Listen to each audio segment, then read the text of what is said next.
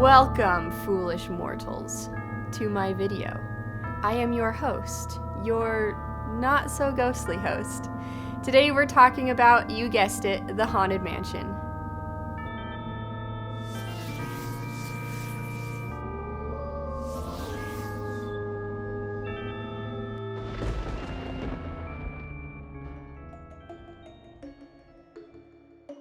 So the idea for the Haunted Mansion was thought up long before Disneyland was even finished.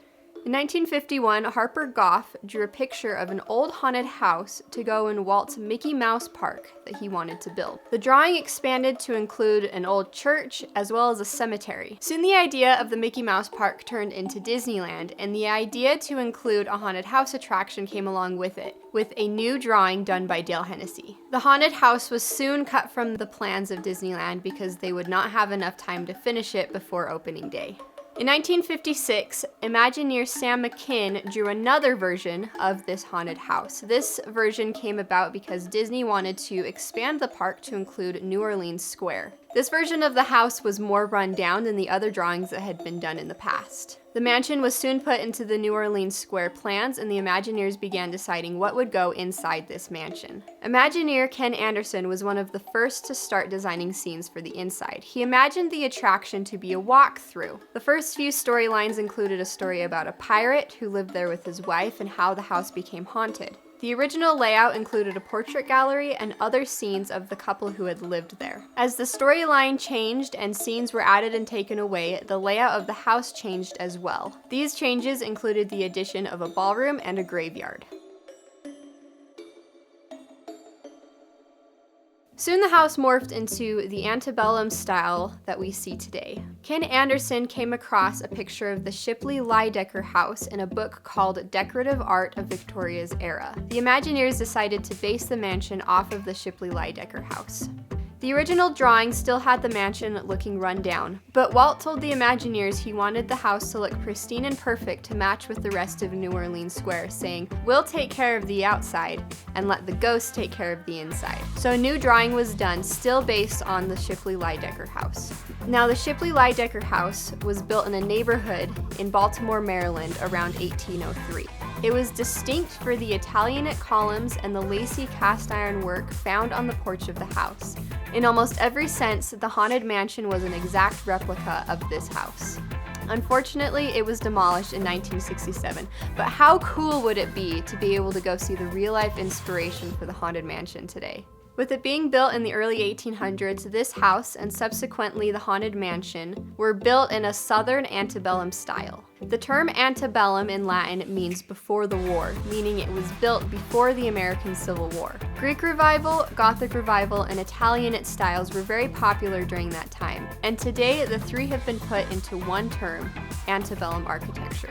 This style included large two-story wraparound porches, Greek-inspired columns, porticos, and huge exterior windows, and was usually a very square symmetrical building.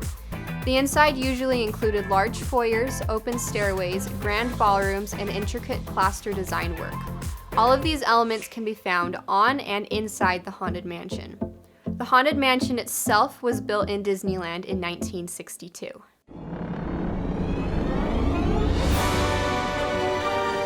As the Imagineers continued planning what would go inside the mansion, Walt still wanted it to be a walk-through attraction. So, with concerns of capacity, two identical walk-through layouts were designed to go inside the show building. That way, they could get twice as many guests through at once.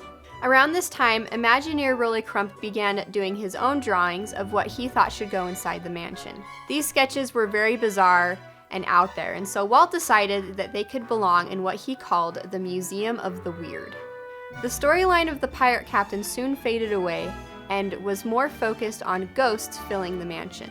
This allowed the Imagineers to create more characters. When Imagineer Claude Coates joined the project, he wanted the mansion to be more scary and spooky versus the lighthearted, fun designs that Imagineer Marc Davis had already been designing. The Imagineers decided to combine the designs of Claude Coates and Marc Davis, as well as the surreal designs of Rolly Crump. The Imagineers still had the issue of capacity, and so they decided to make it a ride rather than a walkthrough. Their first idea was to turn it into a boat ride, like Pirates of the Caribbean. turning the attraction into a flooded mansion in the Louisiana swamp.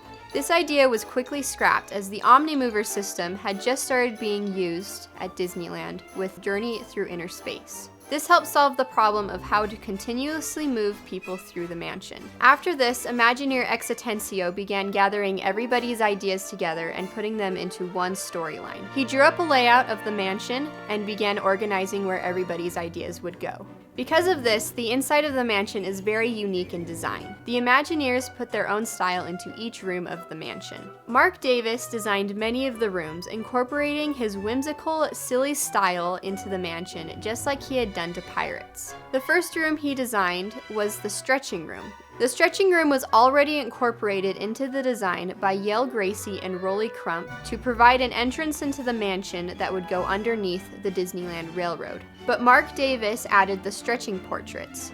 Mark Davis also worked on the hallway that leads to the loading area, the changing portraits, the seance scene, and the ballroom and the graveyard scene.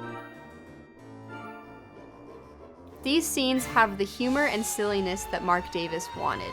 The Hall of Doors, floating candelabra, and the attic were all included to incorporate the more scary designs of Claude Coates.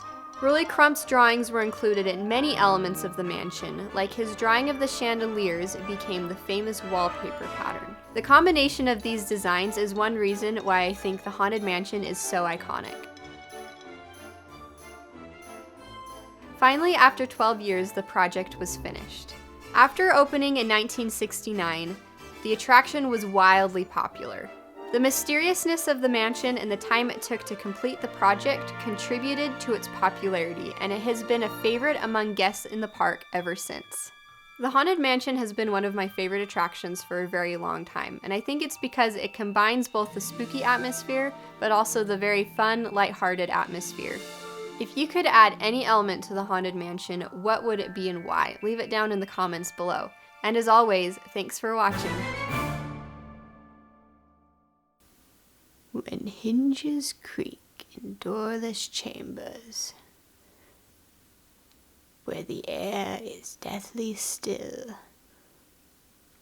when candlelights flicker, that is the time when ghosts are present, practicing their terror with ghoulish delight. I'm just kidding, that's not actually how it goes.